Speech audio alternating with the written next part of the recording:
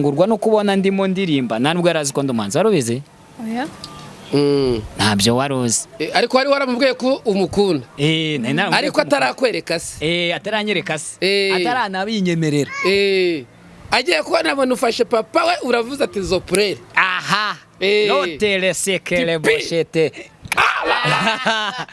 Lastico tandone bini mando. Sema mama, sema papa. Oh Yesu we. Anyuma iteraniro. Marayika w'Imana bari buriyobora icyo gihe. Umushumba arafashwa. Bituma bananumira bategura n'igiterane barangije bakinumiramo. Icyo giterane banumiyemo mukonyi n'umugufi. Ninge umukonyi n'umugufi muri iki gihugu bamo. Umukonyi ne mugufi muri iki gihugu kandi n'umukonyi ne mu maraso urumva umukonyi ne mu maraso wo mu maraso rero ka mugufi nka mugufi Imana yakwereye urwego rw'umugore urumva nyine Imana yashatse kugira ibintu icecekesha nabo icecekesha kugira ngo batazabona ikindi kintu bandega ubwo rero urumva ntago ushobora kuvuka mu rugo rutagira sererake ngo uzagira ugera kuko nk'ubu nkanye mama yapfuye mfite iminsi 3 yonyine mvutse naragendaga ngasenga bisanzwe akamanurira nk'ukandurira abandi ariko yakugeraho agatinda ibyo byaje nyuma byaje nyuma rwo iyo umuntu yiba yamuzabana birikora kuko nagiye cyambere cyo nabonaga atari size yanjye nta bintu byo gushaka nari mfite muri iyo minsi nta byambagamo kuko uri kumva ubuzima bw'ubupfubyi nari ndimo nago nini numvaga nshaka ibintu byo gushaka cyangwa mvuge ngo target yanjye ni umugabo ubwo uri kumva kuki uvuga ngo wabonaga atari size yawe yari iyihe ugabonaga size yawe yaba ari nk'iyi iyo uri umukobwa uzi ibitekerezo uba ufite iyo uri umukobwa ugomba gushaka umugabo ufite imodoka ufite ibipangu udakodesha ariko nyine numvaga ngomba gushaka umuntu muremure tureshya byo gushaka umuntu mugufi nabyo narinze ariko nyine byabiri nakubwiye ngo umugambi w'Imana iyo wawemereye ukakuyobora uko ushaka uko Imana ishaka usanga hanini bihabanye n'ibitekerezo byawe no kuvuga ngo nkuko yabisobanuye ngiye namubwiye ko mukunda ariko kuko nagiraga ibintu byinshi muri ngewe cyane cyane by'umurimo w'Imana nkunda no kujya gusengera mu butabi cyane nkabimubwira nka rimwe mu cyumweru noneho impamvu atabikonfurimye cyangwa se yanabitekerejeho na cyane bakanabitekerezaho gutyo hari ijambo yavuze ati cyane cyane yuko nari na mugufiya nibuka ijambo riri mu Befesi ibice 2 rivuga ngo namwe yarabazuye urumva ko hari agaciro tutari dufite ariko twaje guhabwa tumaze kuzuka utarazuka nta gaciro ariko namwe yageze ate yarabazuye iyo naryo nishimwe rikomeye cyane ubwo rero ntabwo yabyakiriye ariko nyuma yaho nkuko nyine yahuye n'ikibazo cy'uburwayi ndavuga ni nk'umuntu nabwiye ngo ndamukunda reka mwerera imbuto njye kumusura noneho ngira n'amahirwe urumva ni nk'amahirwe ni nk'ibintu Imana yari yarateguye nsanga indwara arwaye si yo kwa muganga ahubwo niyo gusengerwa ubureretswe mba nderetswe sinanuraga cyane mba nderetswe ndasenga Imana rwo kwicwa n'inzara reka maze uwo mudamu ntabwo wumvaga Imana yaraguhimye ntiwavuga ati kuki Imana wangerageje nyine nk'ibisanzwe intege nke ku mukristo zibaho hari n'igihe wafataga n'amasengesho yo kubaza Imana niba koko batari bavangiwe bajya kubivuga kuko uca mu buzima bw'imikakaro ukibaza niba koko ariyo yari yavuze ariko iyo bigeze nyuma Imana ikugiriye neza uhita uvuga uti Imana iba yaranshishije hara kugira ngo ningaburira nzibuke babande bashonje bari nkaho nahoze ubwo rero ubona utyo ubona ibintu birakunze biremeye byaje kwemera munyibwirire rero amakuru. uzi ko mu gihe cy'ubukene, igihe cy'ubukene ariko cyane cyane nk'abageni, barangiye nkunze kubibwira abageni, ndababwira ni satani yanga urugo. Satani yanga urugo, hari ukuntu ikigeragezo cyiza kigashaka kubateza umwiryane no gushwana. Noneho umugani mukibaza niba ibyo bintu mujya gushinga urugo Imana yaravuganye namwe. Mbese Satani agashaka kubibagiza amasezerano Imana yabahaye.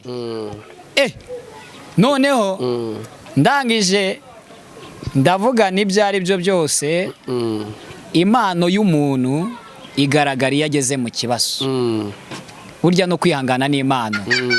Uyu mubyeyi yagaragaje impano yo kwihangana, agigaragaza impano yo guca bugufi, agaragaza impano yo kunyurwa n'ibyo abonye, ku buryo ngewe hari n'ibiryo baryaga kubera ubukonyine bwanjye, nkababwira ni ngiye ntago ndi bubirye, ngiye gufata amasengesho, n'ubu ngiye mu bihe byo gusenga, amasengesho y'agahimana, bakarya umutsima urimo isukari n'umunyu kandi atwite na dodo zonyine, akabyihanganira nabe yaransize. Uyu mugore yahita afatwa n'abandi rwose. Oya n'ukuntu ari mwiza kuba ariko noneho kugeza ubwo n'umwana twoherezga kujya gusoroma dodo, ahantu yazisoromaga baramubwiye ngo rero ibyo bintu nabyo ni ibikomere bijya bitugaruka, ariko tukabana nabyo. Ubundi hari ukuntu umuntu abana n'igikomere cye, mbese akabana n'icyo gikomere kandi ntagire ikibazo. Ubwo rero Imana yo mu ijuru yaduhaye imiryango ariko ishingiye kuri uyu mubyeyi, kuri uyu mudamu wanjye, kuri uyu sheri wanjye, iduha papa we. Ubu papa we ni umubyeyi, umubyeyi wa mwese. Ubu ajya akunda kunsetsa papa we, hari ukuntu ajya aza akatureba nko mu rugo twiyicariye, akavuga ngo ngewe ngo Imana yari yarabinyeretse yuko muzabana. Ngo Imana yari yarabinyeretse. Ubwo urumva nyine Imana ibitangiye kuzana ibihe byiza mu bantu, n'ibiryo bitangiye kuboneka, n'ibiryo bitangiye kuboneka, ntago tukicwa n'inzara. Urabona iyi sura ntago yakwicwa n'inzara. Ntabwo ari iyo sura ni umudamu urya rwose. Ni umudamu urya kandi ikindi abana ni umugisha. Owe nazavukana isahane yiwe. Cyane rwose. Rwose azaza yifite. Ni furusheti yiwe. Azaza bifite. Ya. Mbo. Aha. Gisha abari muri gitondo nyine bwo muragira igitondo cyiza, n'abari ku mugoroba mukomeze kugira umugoroba mwiza. Tushimiye cyane kandi tunejejwe no kuba turi kumwe namwe, turi kumwe ariko wowe udukurikiye ukaba unaniwe, ukaba ucitse intege, ukaba uvuga ati ko nta gishoboka, watakaje ibyiringiro, ndagira ngo nkubwire ko Imana ikigukunda, Imana iracyahari, Imana iracyahagaze. Wigira ubwoba wicika intege, akiri humure rigukwiriye, akiri humure riturutse ku Mana. Ntiwihebe, nturi wenyine, uri kumwe n'Imana. Abandi bo urukundo ruraryoshye, urukundo rurakomeje. Hari n'abandi nawe ugira ngo ntibishoboka, Imana yabiguha, ibitanga itimanye rwose. Turi kumwe n'ikupure nziza y'umugabo nyine n'umugore bakundana cyane, urukundo rwiza. Urumva bameze neza ku rwego rushimishije. Ni umudamu mwiza cyane, ni umugabo mwiza cyane. Urabona rwose ko n'umudamu abasinzira afite udutotsi twiza tw'umutima unezerewe. Ubwo rero ndagira ngo abadukurikiye mwese mukurikire ikiganiro cyacu kandi munagisangire n'abandi. Turashaka kuvuga ku mbaraga z'urukundo, urukundo rudatinya, urukundo rutagira isoni, urukundo rutirarira. Ari narwo Pawulo yanavuze, aravuga ngo naho wavuga indimi z'abantu n'iz'abamarayika ariko nta rukundo, byose byaba bibaye ipfabusa. Rero turi kumwe n'umukozi w'Imana, ni profete akaba umuhanuzi, ariko tumusuranye nyine na madamu we. Turagira ngo atangire atwibwira. Tangira wibwira abakurikiye Irembo Ryera. Murakoze cyane abo ku Irembo Ryera, ndabasuhuje mu izina rya Yesu Kristo. Amazina nitwa Nsekanabo Aroni. Aroni. Yego. Ndi umuntu w'Imana, ndi umugabo, mfite ngira ngo muramubona, ni umudamu wanjye. Dufite n'abana, turi kwitegura n'abandi. Imana igiye kubigira neza cyane. Imana itanga kubyara yubawe. Yubawe cyane.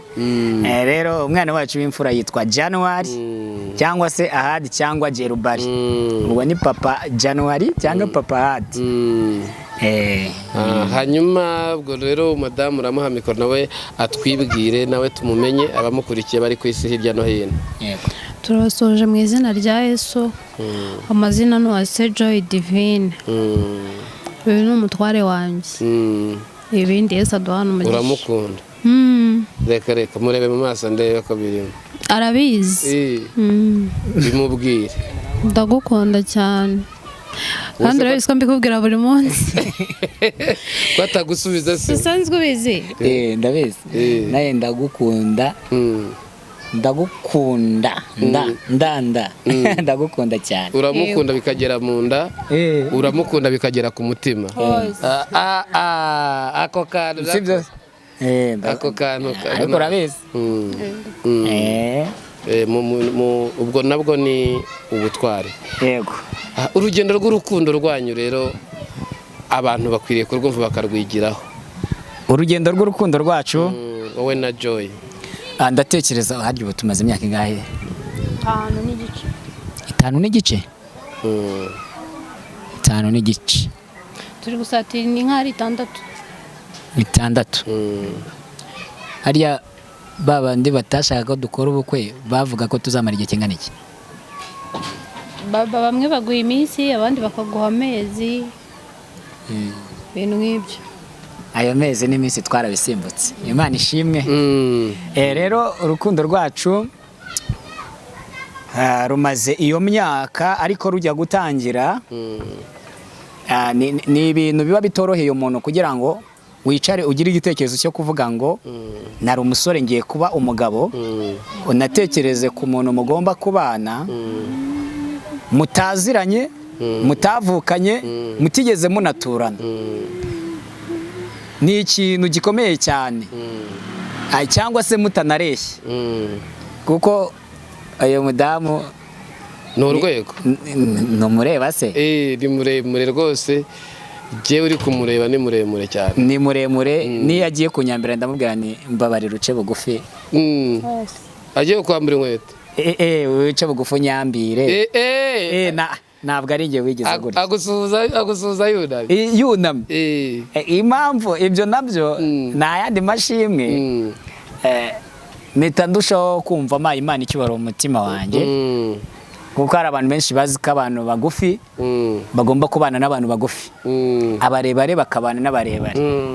Ariko ibyo bintu ni ibintu nari narabwiye Imana kera ndavuga ni rero Uwiteka ubuzima bwanjye bwavuye ahantu habi, aho uri kunjyana ni ahantu heza, uzambabarire ikinyuranyo cy'ubuzima nigeze mbamo.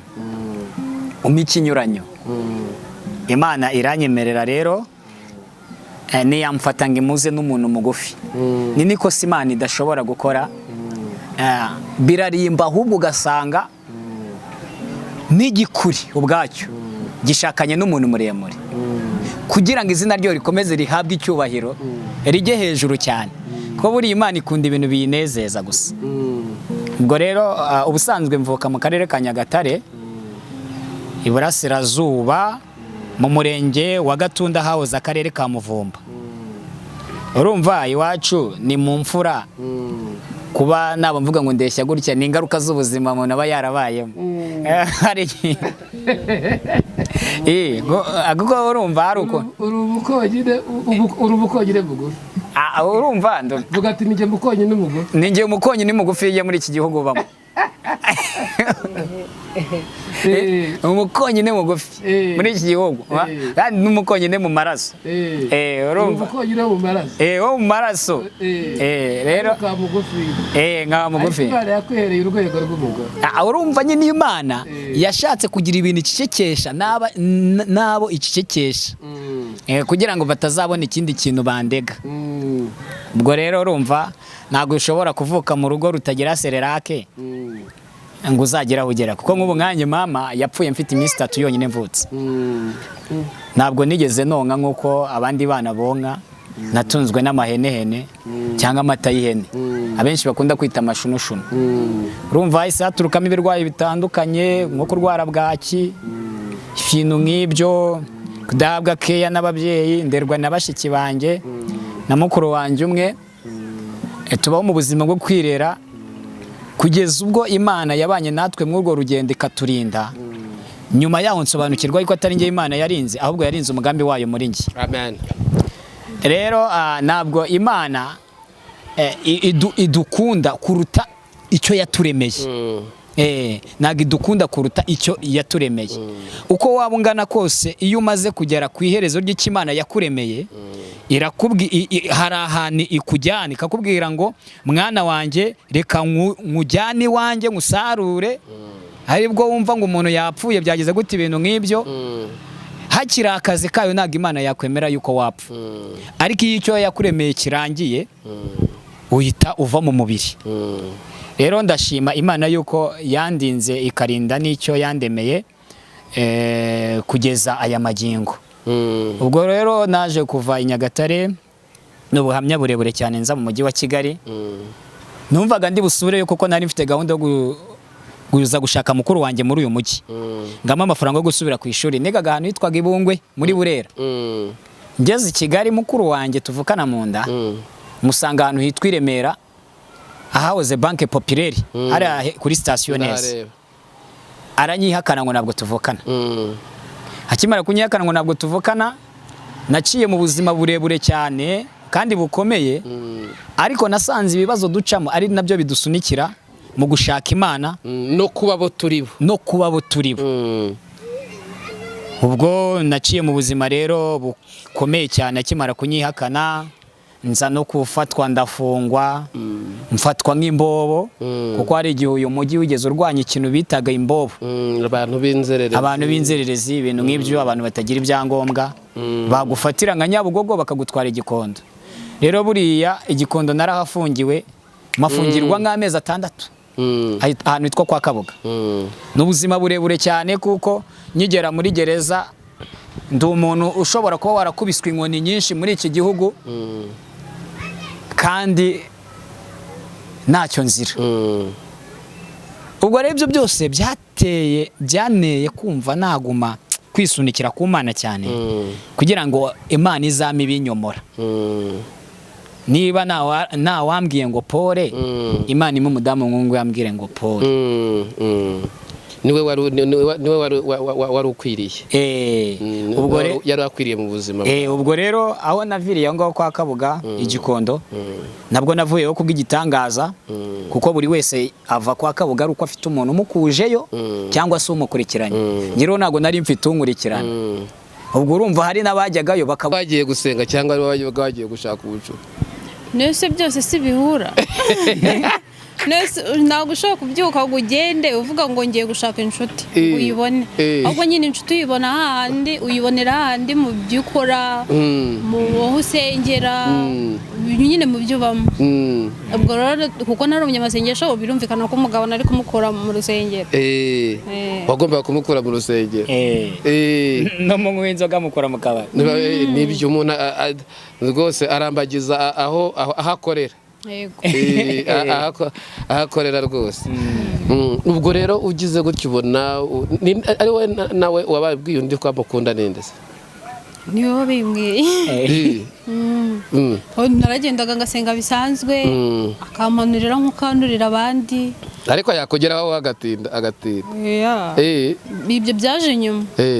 Byaje nyuma rwose. Iyo umuntu iba yamuzabana birikora.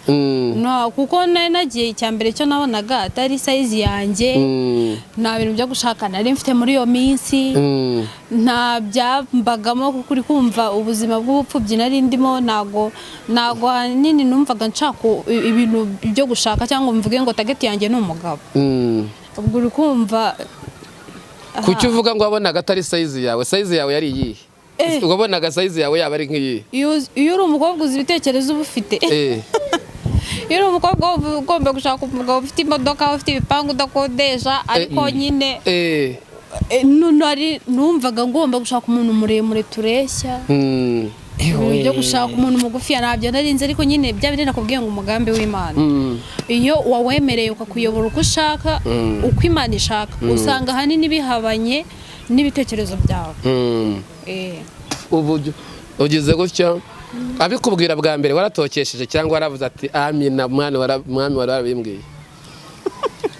naratitiye nagize ubwoba kuko ukuntu nari muzi nari mumenyereye nk'umuntu nyine w'umukozi w'Imana uri aho tutajya tunahurira ku bintu byinshi ari ukumubonera gusa hariya ari gutwika umuntu w'umuhanuzi abantu bose baza bashigukiye ari nka 200 mu cyumba gutaje kumbwira ngo arankunda nyine nkabona ni ibintu birenze yarabimbwiye rero numva nago mbyakiriye nkumva ari kumbeshye ariko nanone najya mu mubiri nkabona nubwo wenda ari umukozi w'Imana nashakaga umuntu ukijijwe ariko nkabona nyine nago ari neza binsaba rero gusenga kugira ngo mbaze niba ari byo koko nyuma nje gusanga rero ari by'Imana ishaka ari nabyishima ku buzima bwanjye ndabyemera. None se ugiye kumwerekana mu miryango byagenze gute? Urumva nyine nawe urabyumva zari zadura biba bigoye ariko wari watubwiye harya iwanyu wowe ni he? Iwacu ni Masaka hariya za Kamonyi. Za Kamonyi ni hano ikamonye za Rugarika Rugarika none ukabwira ati uyu muntu ni umukonyine abandi ntago kubera ko bari bamuzi nk'umukozi w'Imana ntago bakundaga bambaza ibintu byinshi ko bari bazi ko nanjye nkijijwe ndabyibuka ko mfite papa gusa yarambajije none se urumva ugiye kubaka aka kanya usoje kwiga naje ndambwira rero ngiye hamwe no gusenga Imana ndakora iki Imana imbwiye kuko ndabona nta handi iri kunyerekeza ndetse ndasenga nsaba amafaranga ikambwira umugabo nasenga nsengera abana bangaba wamaye gusigarana ikambwira urugo none nibishaka kubikora mbigenze ndinde wo kubyanga arangije ndabyibuka yambaje ijambo rimwe arambaza ngo uriya muhungu uramukunda ndangije ndamubwira cyane rwose ndamukunda kuko yari yarankoreye ibintu byinshi yari yarabanye nanjye mu gihe gito twamaranye yari yaranyitayeho bishoboka nyine nkavuga ngo uyu ngashaka kuba ari we mugabo wanjye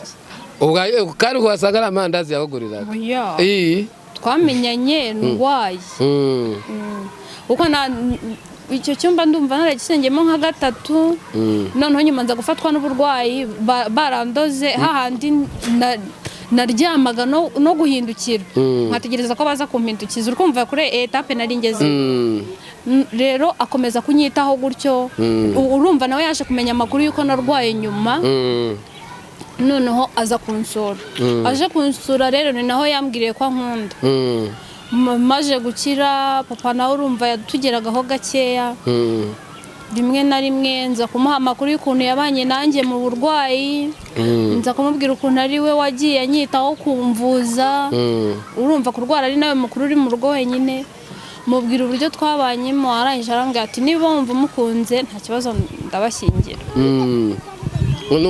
muzehe ntiyabigize intambara ntabwo yabigize intambara ko nawe yari akijije aravuga ati ariko yareba akavuga ati nta kundi nyine ati nibyo wihitiyemo ntabwo wenda yabikemangaga kuko buriya yari umuntu twumvikana kuva kera kumva umuntu nyine yaranyubahaga akubaha n'ibyifuzo byanjye kuko yabonaga nyine ndi umuntu ucecetse ndaho ntajya nkunda gusamara rero kumva ikintu mubwiye bwa mbere nagitekerejeho neza arabyubaha rero nawe wigeze wumva ubuhamya bw'uwo bita Pastor Theogene n'umufasha we bafiyasanya? Nabwumvishe nyuma twarabanye kuko icyo gihe nta smartphone twagiraga nibwo wumvise tubyumvishe vuba ngo wenda uvuga ati nanjye numvaga bigize wenda nabyigiyeho gutya na gutya gukunda kuko marangi nabikoraga nk'umusazi gusa nanjye iyo nicaye nkatekereza uburyo twabanye nkatekereza ubukwe bwacu nkatekereza ukuntu twemeranye byo vuga ko ubundi buriya byagenze gute ariko nyine ibintu Imana irimo iranabyikorera mugasigara utangira urugendo rwo gukundana hari abantu baguciye intege bakubwiraga iki? abakubwira ati umuhungu ukijijwe nta mafaranga aba afite murabona muzabaho gute nyine noneho wakubitamo n'iby'ubukwe bakavuga ati ubwo urabona udashaka kurushya iwanyu ubwo rero ni amagambo nk'ayo ngayo urebye abagukomeza baba ari bake abagukomeza baba ari bakeya. Aha, umusore rero baguhe mikoro nawe utuganirize, ujya gufata irembo unamubwira ko umukunda, wibuka ko mwari muri hehe? Ni ukuvuga ngo nk'uko yabisobanuye, njye namubwiye ko mukunda, ariko kuko nagiraga ibintu byinshi muri njyewe cyane cyane by'umurimo w'Imana, nkunda no kujya gusengera mu butayu cyane, nkabimubwira nka rimwe mu cyumweru. Noneho impamvu atabikomfurimye cyangwa se yanabitekerejeho na cyane bakanabitekerezaho gutyo, hari ijambo yavuze ati cyane cyane yuko nari na mugufiya, nibuka ijambo riri mu Efeso ibice 2 rivuga ngo namwe yarabazuye. Urumva ko hari agaciro tutari dufite, ariko twaje guhabwa tumaze kuzuka. Utarazuka nta gaciro, ariko namwe yageze ate yarabazuye. Iyo naryo ni ishimwe rikomeye cyane. Ubwo rero ntabwo yabyakiriye, ariko nyuma yaho nk'uko nyine yahuye n'ikibazo cy'uburwayi, ndavuga ni nk'umuntu nabwiye ngo ndamukunda, reka mwerere imbuto njye kumusura. Noneho ngira n'amahirwe, urumva ni nk'amahirwe, ni nk'ibintu Imana yari yarateguye, nsanga indwara arwaye si yo kwa muganga, ahubwo niyo gusengerwa. Ubureretswe. Mba nderetswe. Sinanuraga cyane. Mba nderetswe, ndasenga Imana. Buriya nkunda kuba mu kirere cyo guhishurirwa cyane. Icyo guhishurirwa, ibintu byose nkunda kubitekerezaho. Ubwo ndamusengera Imana, Imana iramukiza. Ngo kumukiza nibwo yazanye ijambo rivuga ngo bya bindi wambajije.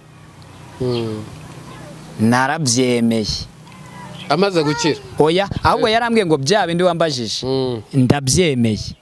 Amaze gukira? Amaze gukira. Yaguhaye inyiturano yo kubana? Amaze gukira avuga ngo ndabyemeye. Cyane ko we mu misengere n'imivuganire ye n'Imana, Imana yamubwiraga ibintu byiza adashobora kuzahuriramo n'ikibazo, ndetse no kubona nyine umuntu ugomba kumwerera imbuto nabitangiye hakiri kare. Ndavuga ni reka mwerera imbuto, musure nk'umuntu urwaye kandi usa naho ari umukristo wanjye, kuko iyo abantu bakugana ngo musenge uba umushumbye. Ubwo hakimara kumbwira ngo arabyemeye, nanjye ikintu nakoze nahise negura kujya gufata irembo. Hako narafata irembo nabonanye na muzehe, narafata irembo nabonanye na muzehe, nsangana umusaza w'umukonyine noneho undenze, muremure wambaye rinete, ku buryo yazimanuraga yandeba, nkavuga nti umusaza azamuma. Ku ruhande rumwe, urundi ruhande se ni wavuganye n'Imana. Ndongera ndibuka ndavuga naha, Imana yambwiye ko itazama umugore mugufi, sibyo? Izama umugore muremure. Umuhanuzi wabimanuriye icyo gihe Imana ibimbwira, hari irindi jambo yongeyeho, aravuga ngo umugore nzaguha ni icyuki. None icyo cyuki ngenda gitekerejeho, ndangije nanjye ngenda mvuga ni Uwiteka, ibi jambo mbwiye unyujije mu mukozi wawe, umugaragu wawe, ugomba urishyigikire. Ndabyibuka nabihanuriwe. Urabona ugeze hariya ku Kinamba, haruguru y'Ikinamba hari urusengero rwa ADEPR. Umukozi w'Imana arabihambwirira, ndabyakira, nanjye ndagenda ndasenga Imana. Rero Imana igiye gusohoza yasohoje ibi ngibi. Ubwo nyimara kubwira muzehe, tukimara kubonana, yarambajije ngo uzabona inkwano. Arya namusubije ngo iki we sheri? Mwabivuganye Mari? Mwabivuganye Mari? Aya, twari turi bangahe se? Mbyibuka. Ndabyibuka akimara kumbaza ngo uzabona inkwano, nahise muramburira muri Yesaya. Umusaza akubaza inkwano ufungura ibya Bibiliya? Nkafungura Bibiliya. Ko numva wari umuyobye? Ntago nari ndi kumuyobye, ahubwo nari ndi kumwereka aho nizerera kandi izo nkwano zizaturuka. Mpita mfungura Yesaya 50. Ukihagera hariya akikureba, akikwitegereza, ndashaka kukubaza akantu. Yego. Yarakubajije ngo uri mwene nde? Ntabwo yambaje ngo ndi mwene nde. Ntabwo yambaje ndi mwene nde. Yarakubajije naho uvuka. Yarambaje ngo iwanyu ni. Namwe ati iwacu ni mu Mutara i Nyagatare. Yumva mu Mutara i Nyagatare.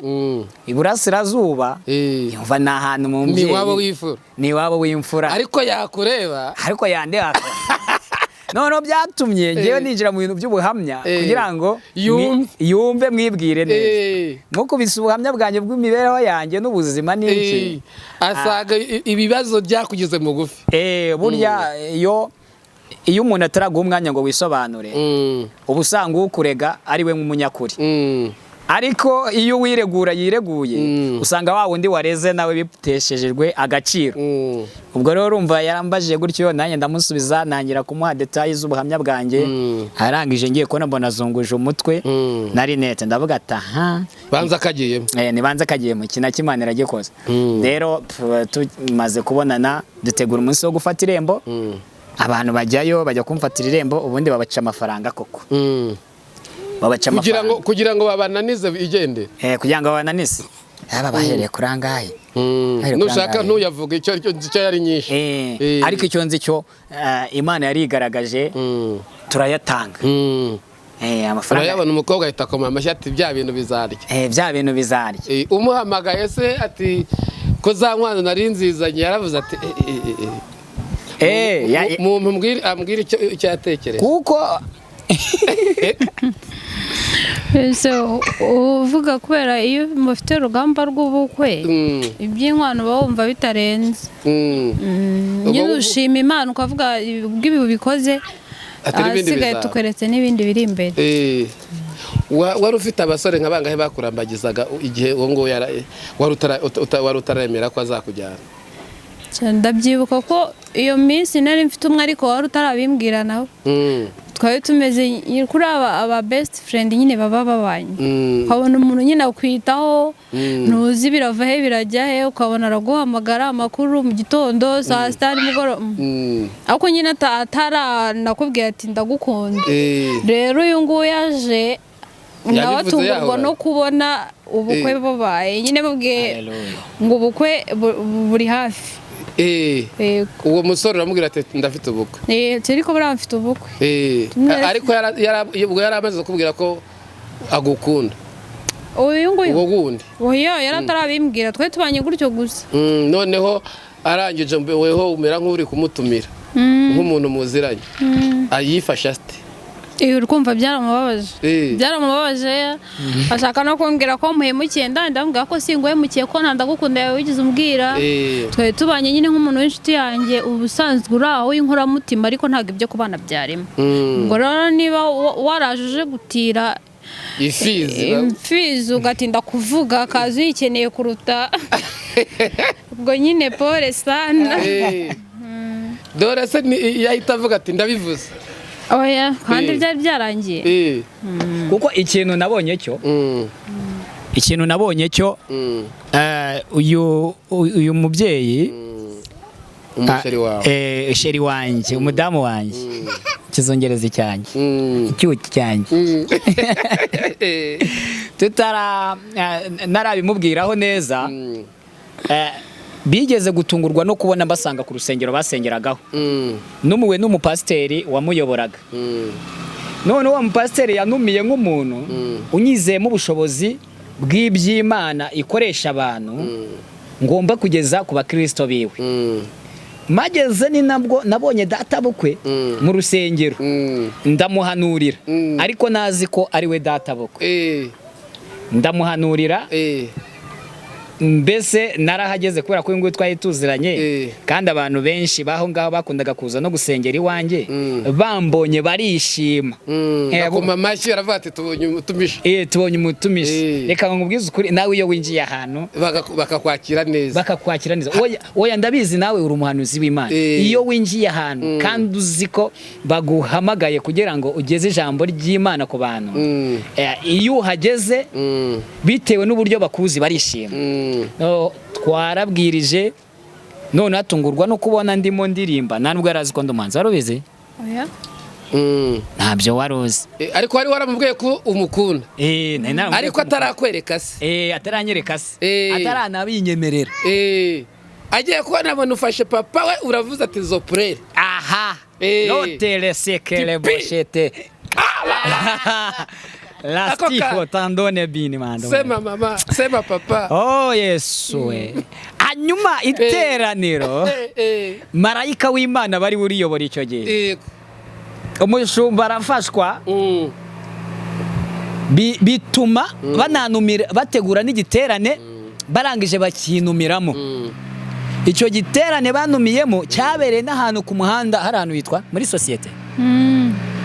Societe. Igiterane nyijyamo ndakibwiriza igiterane nyiririmbamo. Imana ikora imirimo n'ibitangaza. Ngewe rero nashimishwaga no kubona hari umuntu ucitse Satani akiyegereza Yesu ngo amubere umwami n'umukiza. Abantu benshi rero barahindukira turabwiriza babona abantu benshi bakira Yesu umwami n'umukiza banabatizwa.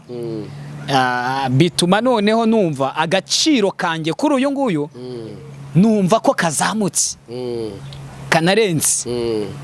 Ndavuga n'Uwiteka rero niho wenyine ugiye kujya uvuga kuko ngiye byo kuvuga byaranshiranye. Ambera imfura mubonamo ikintu cyo kugira ubwenge. Avuga amagambo make ariko make avuze ugiye kuyabyaza umusaruro yakubeshaho. Kuko ngo urumva muri umujyi wa Kigali ndo umuvuga butumwa simpinga sindi umucuruzi sindi iki ariko tubayeho. No kubera rero ibitekerezo byo nguyu Imana yamaye ibitekerezo byiza. Noneho rero ndagira ngo muhe mikoro musatiriye ubukwe. Yego. Musatiriye ubukwe uri kugura ibishyingirano. Wiyumva gute? Nyine bari wishimiye ko ugiye kubaka ariko iriya minsi ibigoye uba ufite stress uhorana umunaniro ariko watekereza ko nyine nyuma y'ubukwe uzaryama ukaruhuka.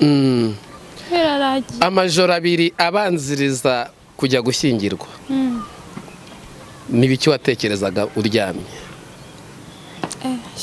Mbese uba wita ubureba nyine ku bintu biraho bitagenda neza. Ibyo kuvuga ngo uratekereza ku rugo iyo wegereje ubukwe ntago ubu bireba cyangwa ubitekereze ibyo bitekereza nyine nyuma ahubwo wahageze. Ahubwo icyo gihe uri kwibaza ibintu byose nabiguze bira bintu se biratunga cyane rero iyo udafite mama wawe ngo uvuge ngo arakwitaho byose nabikoranaga na papa. Rero uri kumva abagabo apfa kubazi ko ibyangombwa yabiguze biraho ntabwo ibindi ababyitaye. Ukumva naravunitse bikomeye kuko byose nabaga ameze nkaho urumva na bene wanyu baza ku munsi wa nyuma. Rero byose byaramvunaga kuko nari meze nkaho ndi jyenyine. Ni hehe wibuka mwagiye gusangirira nk'akantu akubwira ko agukunda? Twebwe se twari dufite ikirokore cyinshi twarasohokagara. Hako hari n'igihe Imana yari yarabibabujije. Oya. Hari nk'igihe wenda twasohokaga turangije amateraniro tukicara ahantu tukanywa amata nta bindi. Ubundi mugateretana. Ubundi twitahira ahubwo. Naho twagiraga kuko yagiraga n'umwanya mukeya. Ntago twebwe twagiraga uwo mwanya wo kuvuga ngo turahura ibyacu byaberaga kuri telefone kenshi. Mukavuga nijoro mujya ati ndagukunda I love you she. Nijoro se twabonaga umwanya wo kuganira. Twebwe turi abantu bakundanye mu gihe gitoya duhita tunabana mu gihe gito. Ntago byarindiriye umwaka cyangwa se ngamezi 4 cyangwa amezi angahe. Oya nafashe irembo mu kwezi kumwe. Yafashe irembo ari mu kwezi kwa 7 uyu mwaka. Noneho ubushobozi bw'ubukwe bukajya bukomeza bubura. Turavuga ko ubundi noneho ntitugiye guseba. Utekereze ko mariage twayikoze mu kwezi kwa 2 k'undi mwaka. Kumva amezi yaraciyemo. N'igitangaza Imana yankoreye. Ntekereza ko nta n'undi muntu iragikorera muri iki gihugu. ninjye muntu ahari ku isi navuga. Negereza mikoro. Ninjye muntu ahari ku isi navuga. Wagiye gusezerana mu rusengero, narasezerana mu murenge, mawe n'icyangombwa n'umurenge. Kinsezeranya mu rusengero bitewe n'impamvu ikurikira. Gitifu agomba kunsezeranya, nasanze agiye kujya muri konje. Arangije arambwira ngo nshingiye ko wansengeye Imana igakora imirimo n'ibitangaza, ngomba kugusezeranya. Ni rero ngewe ngiye kuguha uruhushya ugenda usezerana. Ama icyangombwa kinyemerera gusezerana gitewe na kashe y'umurenge. Yuko mwasezeranye kandi utarasezerana. Narasezerana. Noneho turagenda dukora ubukwe. Nk'uko gukora ubukwe, nyuma yaho twahise tujya kuba ahantu bita za Rwamagana. Tubaho mu buzima bwa mirako. Urumva iyo umuntu agishakana n'undi batanaziranye n'iki bintu nk'ibyo, hari ibintu byinshi byatugoye kugeza ubwo yabonye imbaraga z'Imana.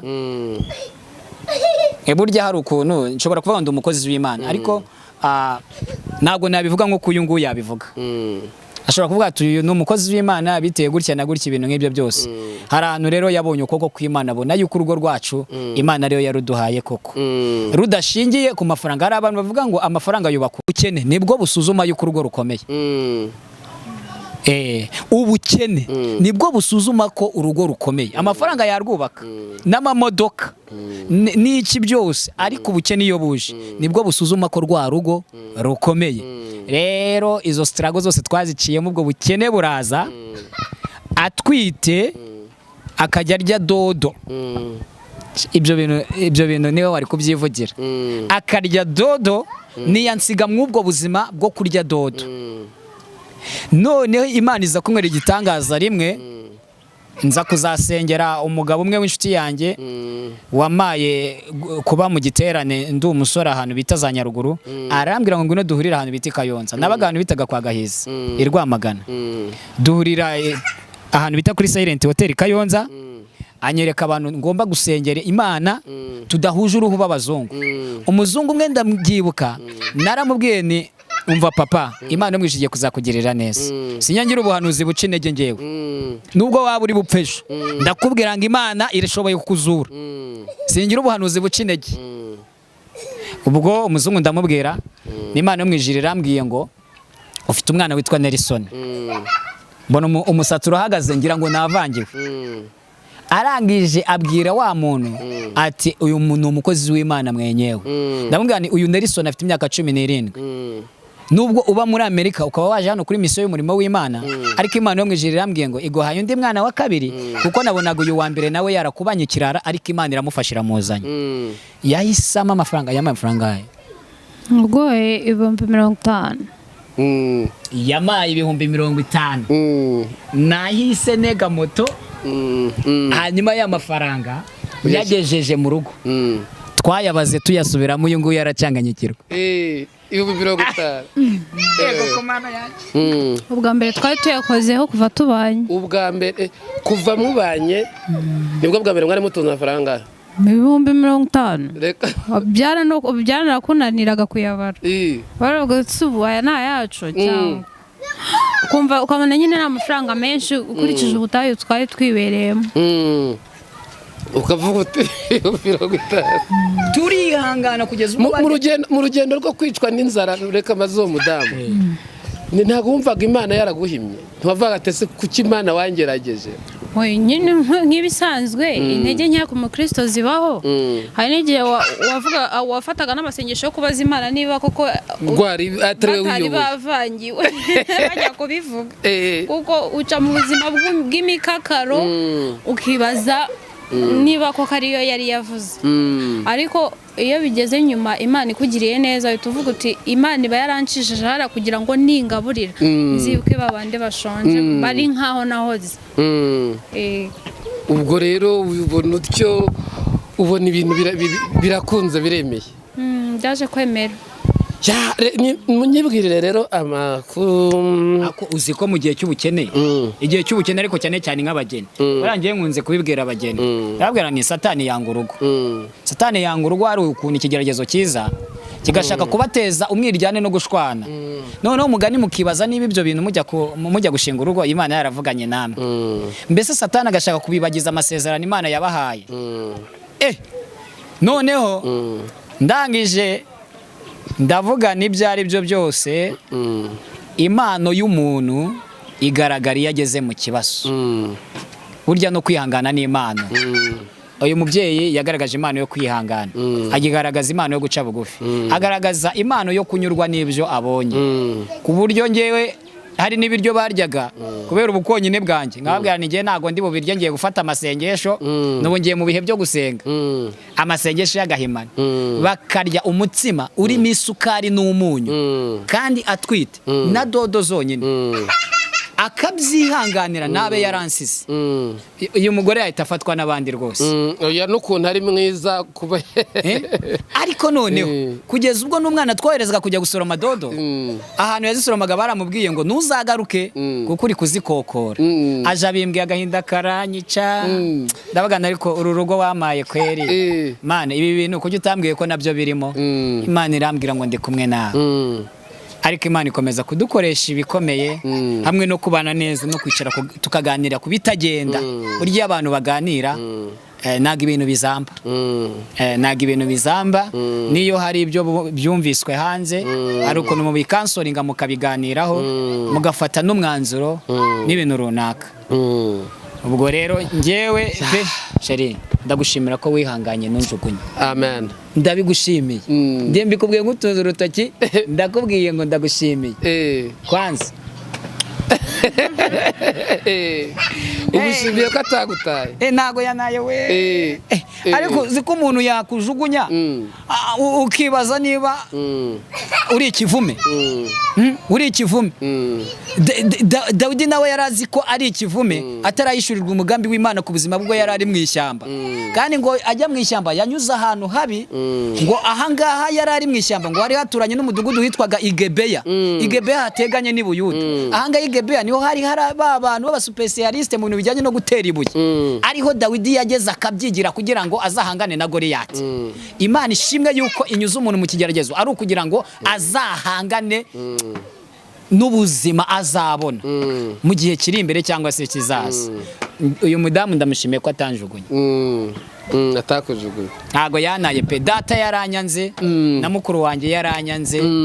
Ziko data twamushiye invitation ngo azihe imiryango yanjye, twebwe turi kumwe, bakazitwika. Reka invitation barazitwitse. Mukuru wanjye aranyihakana guhera mu mwaka wa 2009 kugeza isa ntago turavugana. Hari abantu bavuga ngo Theogene ngo yihakanya abantu. Ubu mpfuye nawe yaza kuvuga ngo bavumuvindimwe tuvindimwe. Ibaza nawe umuntu duherukana muri 2008 kugeza isaha akaba nana koro yanjye. Kandi none tugaruka kuri icyo cya Theogene harya waruvuze Pastor waruvuze nde Pastor Theogene? Narivuze Pastor Theogene. Ngo ati bavuga ko ati yihakanya abantu. Nawe uyu muntu ntibarakuvugisha. Nibaramvugisha habe na bipe habe na koro. Ngewe narabyaye umwana wanjye wa kabiri yarapfuye, yitwaga Ibyishaka Allen Buaneje. Yarapfuye, yari umukobwa ukurikira uyu muhungu. Akimara gupfa nago uwo muhungu yaje no kumfasha gushyingura. Ariko nago namubraminga kuko siwe wanumye kubyara.